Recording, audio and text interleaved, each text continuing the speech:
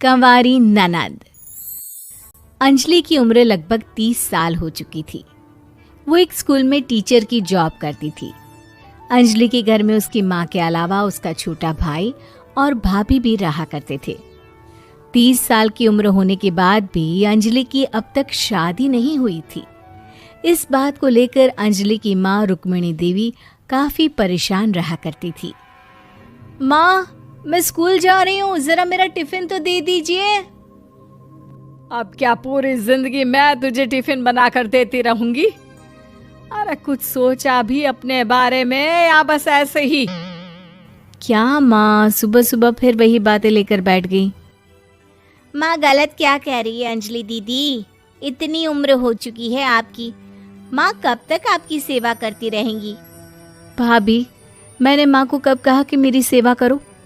वैसे भी अपना टिफिन मैं खुद तैयार कर लेती हूँ, बस टेबल से उठाकर देने को ही तो कहा था।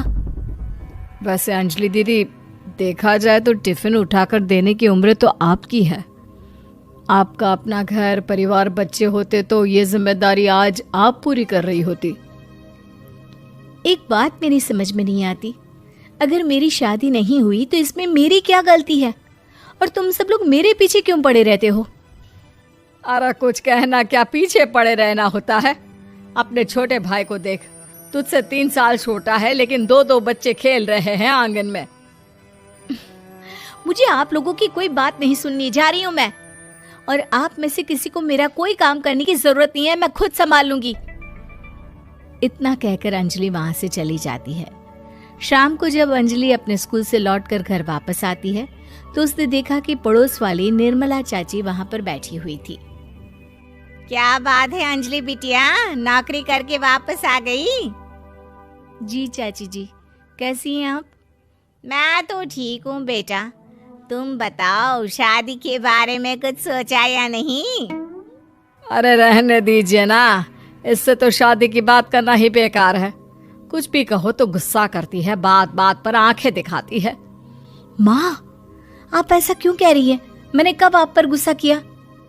अरे अंजलि बेटा, तुम्हारी माँ ठीक ही तो कहती है।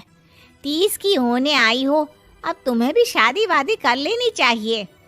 चाची जी, आप तो ऐसे कह रही हैं जैसे शादी करने से मैंने मना किया हो। रहने दीजिए निर्मला चाची, हमारी अंजलि दीदी को अभी तक उनकी पसंद का दूल्हा नहीं मिला ना, इसीलिए वो शादी नहीं कर रही। भाभी, ऐसी कोई बात नहीं है। अरे तो फिर क्या बात है? तुम्हारी माँ ने तुम्हारे लिए इतने रिश्ते ढूंढे लेकिन तुम्हें कोई पसंद ही नहीं आता। क्या है ना चाची जी, हमारी ननद रानी नौकरी जो करती है ऐसे ही थोड़ी ना किसी को पसंद कर लेंगी। अरे भाई, नौकरी का घमंड है तो बात अलग है, कोई और बात हो तो बताओ, कोई रास्ता निकाला जाए। नहीं नहीं चाची जी, कोई बात नहीं है, बस मुझे अभी तक अपनी पसंद का कोई मिला नहीं है। सुन लिया आपने, इस लड़की के तो पर निकल आए हैं और इतनी उम्र में अपनी पसंद का कोई मिलेगा भी नहीं इसे। माँ, आप मेरी शादी को लेकर हमेशा मुझे ताने क्यों मारती रहती हैं? अपनी माँ की बातें तो ताने लगती है। ताने हैं? बताओ, मैंने कुछ गलत कहा क्या? देखो, ये सब छोड़ो, मेरी दूर की बुआ का बेटा है, उसकी अभी शादी नहीं हुई है, उम्र होगी कोई 34-35 साल। आप कहें तो बात आगे बढ़ाऊं? अरे हाँ हाँ, क्यों नहीं, ये भी कोई पूछने की बात है। अरे जल्दी से लड़के को यहाँ बुला लो। माँ, आप मुझसे पूछे बिना मेरी शादी की बात करने जा रही हैं और मेरी उम्र 30 भी पूरी नहीं हुई है। निर्मला चाची कह रही है कि वो लड़का 35 साल का है। अंजलि दीदी, आपको क्या लगता है इस उम्र में कोई फिल्म का हीरो आएगा आपके लिए? देखिए, अब पसंद और नापसंद की बात तो रहने दीजिए, पसंद करने की उम्र तो आपकी निकल चुकी।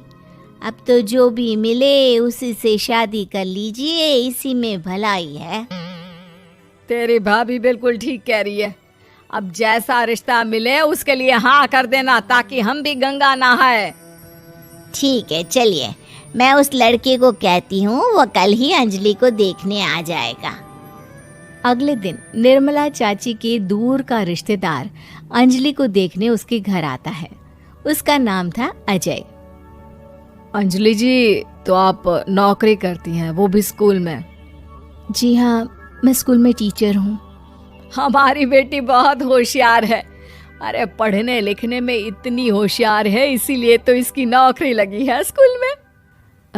हाँ हाँ ठीक है आंटी जी, ज़रा मुझे भी तो बात करने दीजिए आपकी बेटी से। जी पूछिए ना, क्या पूछना चाहते हैं? अंजलि मैडम, ये तो बताइए कि आपने अभी तक शादी क्यों नहीं की?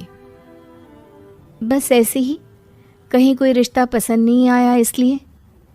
लेकिन क्या मैं आपसे पूछ सकती हूँ कि आपने शादी क्यों नहीं की? अंजलि, क्या कर रही हो तुम? लड़कियों को इस तरह की बातें नहीं शोभा देती। रहने दीजिए आंटी जी, आपकी बेटी काफ़ी पढ़ी लिखी है, मैं उनके सवाल का जवाब दे ही देता हूँ। वो क्या है ना, मुझे भी अभी तक अपनी पसंद की कोई लड़की नहीं मिली। अच्छा, कोई बात नहीं। वैसे आपकी तनख्वाह कितनी है? कितना कमा लेती हैं महीने का? जी यही कोई 25,000 महीने। बस 25,000? इतने से क्या होता है? इतने से तो आजकल घर भी नहीं चलता। आपके कहने का क्या मतलब है? अरे मैं तो ये सोच कर आया था कि नौकरी वाली लड़की है, आराम से 40,000 कमाती होगी। माफ कीजिएगा, आपका और मेरा रिश्ता नहीं हो सकता। जी कोई बात नहीं, मुझे भी आपके साथ शादी करने में कोई इंटरेस्ट नहीं है। अंजलि, किस तरह की बात कर रही हो? घर आए रिश्ते को ठुकरा रही हो तुम। दीदी, अब इस उम्र में आपको इतनी अकड़ नहीं दिखानी चाहिए। अच्छा खासा रिश्ता हाथ से निकल गया, कहीं ऐसा ना हो कि जिंदगी भर कुंवारी ही रह जाओ आप। कुछ दिन और ऐसे ही निकल जाते हैं और अंजलि की शादी कभी नहीं होती। अंजलि के परिवार वाले बिंदास उसे ताने मारते रहते हैं, लेकिन अंजलि एक बड़ी नौकरी की तैयारी करती है और उसमें सिलेक्ट होने के बाद अंजलि को एक बहुत बड़ी नौकरी मिल जाती है। अब तो दीदी के नखरे और भी ज्यादा बढ़ जाएंगे भाई। अब तो इतनी बड़ी नौकरी जो लगी है, अब इनकी शादी होने से रही। माँ, मुझे नौकरी के लिए दूसरे शहर जाना पड़ेगा। आप जानती हैं ये बहुत बड़ी जॉब है और इसमें पैसे भी बहुत ज़्यादा मिलेंगे। अच्छा, कितने पैसे मिलेंगे बेटा? माँ, मुझे हर महीने 90,000 सैलरी मिलेगी। क्या? अरे वाह वाह, ये तो बहुत अच्छी बात है। लेकिन फायदा क्या? कितने भी पैसे मिले, शादी तो हुई नहीं ना तुम्हारी।